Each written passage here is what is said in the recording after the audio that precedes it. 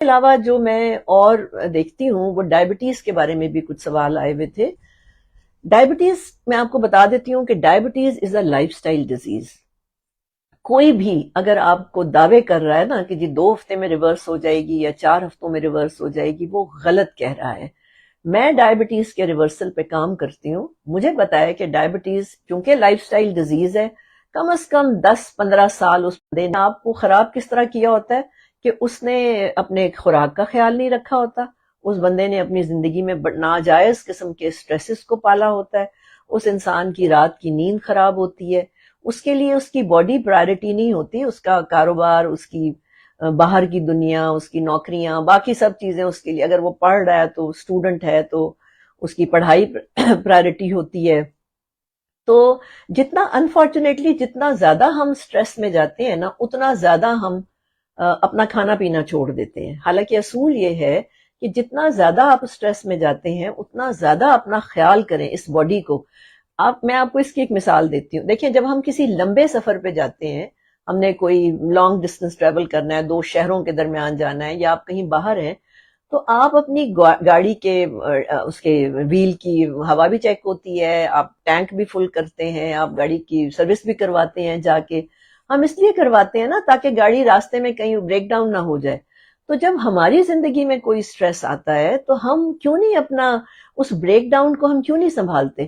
میں نے یہ دیکھا ہے کہ کسی کو گھر میں فیملی ممبر کو اگر کینسر ہوتا ہے تو 4 لوگ، اس کی ڈیتھ ہو جاتی ہے، اس کے بعد 4 لوگ اور بیمار ہو جاتے ہیں، کیونکہ ان 4 لوگوں نے اس کینسر کے مریض کو ہینڈل کرتے کرتے اپنی جو امیونٹی ہوتی ہے اس کو کمپرومائز کر دیا ہوتا ہے. تو باڈی میں ہمیشہ کہتی ہوں کہ ہماری باڈی از ویری سیکرڈ. اس کی رسپیکٹ کریں. آپ باڈی کی رسپیکٹ کریں گے، باڈی آپ کو بہت اچھا آؤٹ کم دے گی in the form of health, in the form of happiness, in the form of longevity. آپ کی عمر دراز ہوگی، آپ زیادہ عرصہ زندہ رہیں گے. جو لوگ زیادہ عرصہ زندہ رہتے ہیں، یہ ریسرچز ہیں، آپ لوگ یہ پڑھ سکتے ہیں، جو 90 سال یا 100 سال پہ پہنچے ہوئے ہیں، وہ لوگ پازیٹیو لوگ ہیں. وہ اپنے کھانے پینے میں بڑے ڈسپلنڈ ہیں. وہ یہ نہیں ہوتا کہ وہ ہر وقت ہی منہ میں کچھ نہ کچھ ڈال رہے ہیں. وہ ایک ڈسپلن کے ساتھ کھاتے پیتے ہیں، اور ان کی زندگی میں ایک ڈسپلن ہوتا ہے. وہ پازیٹیو لوگ ہوتے ہیں، وہ فضول باتیں نہیں کر رہے ہوتے ادھر ادھر. وہ پرپسفل زندگی جی رہے ہوتے ہیں. آپ کسی بھی اپنے گھر کے کسی بھی 90+ آپ کے کوئی بھی ممبر ہیں، آپ ان کی اگر آپ ہسٹری لیں گے تو آپ کو یہ پتا چلے گا کہ واقعی ان کی زندگی میں ڈسپلن ہے، جو شاید آپ لوگوں میں سے جو بھی لوگ ینگ ہیں ان کی زندگیوں میں نہیں ہوگا. تو ڈائبٹیز جو ہے وہ لائف سٹائل ڈیزیز ہے، اور ڈائبٹیز کا مطلب ہی یہ ہے کہ اس بندے نے اپنے آپ کو ابیوز کیا ہے. اگر کسی ینگ بچے کو ہو گئی ہے ڈائبٹیز تو اس کا مطلب ہے اس کے ماں نے یا باپ نے اس کے کھانے پینے کا خیال نہیں رکھا، اس کو بہت زیادہ آرٹیفیشل فوڈز پہ رکھا. ان کے گھر میں جھگڑے بہت ہوتے رہے ہیں. یہ جو ہمارے گھروں میں آج کل پیرنٹل کانفلکٹس ہیں، ماں باپ اپنے بچوں کے سامنے جھگڑتے ہیں، اس سے بچوں کو سٹریس ہو جاتا ہے. کوئی بچے نے بہت بڑا ٹراما دیکھا ہوا ہے، اس کی تو خیر یہ وجہ ہو سکتی ہے. اگر پریگنینسی اسموتھ نہیں تھی اس بچے کی جس کو ڈائبٹیز ہو گئی ہے تو بھی بچوں میں ڈائبٹیز آتی ہے. لیکن جو ایڈلٹس ہوتے ہیں ان کی خوراک غلط ہوتی ہے، ان کے خوراک کا ڈسپلن غلط ہوتا ہے، ان کی خوراک کی ٹائمنگز غلط ہوتے ہیں، ان کا رات کی نیند خراب ہوتی ہے، وہ رات کو کم سوتے ہیں. وہ جس ٹائم پہ ان کے پینکریاس نے ریپیئر کرنا ہے، جو میجرلی 1 سے 3 بجے کا ٹائم ہے، تو اس ٹائم پہ وہ جاگے ہوئے ہوتے ہیں، یا وہ کوئی ڈیلیوریز آ رہی ہوتی ہیں، یا وہ سوشل میڈیا پہ بیٹھے ہوئے ہوتے ہیں. تو ڈائبٹیز میں پھر ریپیٹ کر رہی ہوں، غلط خوراک کی چوائس، غلط ٹائمنگز، ناشتے نہ کرنا، رات کی نیند کی گڑبڑ ہونا، غیر ضروری سٹریسز کو پالنا، اور ایک اور بات بھی میں کہتی ہوں، اپنے خدا کے ساتھ ڈسکنیکٹ ہونا. خود کو ہی مالک سمجھ بیٹھنا بجائے اللہ کو مالک سمجھنے کے. اپنی زندگی کو خود کنٹرول کرنے کی کوشش کرنا جو ہم نہیں کر سکتے. یہ ہوتی ہے ڈائبٹیز کی کہانی. تو اب اس کا حل کیا ہے؟ اس کا حل یہ ہے کہ بہت اچھا ناشتہ کرنا شروع کر دیں. جب آپ بہت نیچرل دیسی قسم کا ناشتہ کریں گے، روٹی کے ساتھ انڈا کھائیں گے، کبھی سالن کھائیں، کبھی دالیں کھائیں، کبھی چنے کھائیں، تو اس سے آپ کا شوگر لیول جو ہے وہ گریجولی کوئی 3 سے 5 گھنٹوں تک مینٹین ہونا شروع ہو جاتا ہے.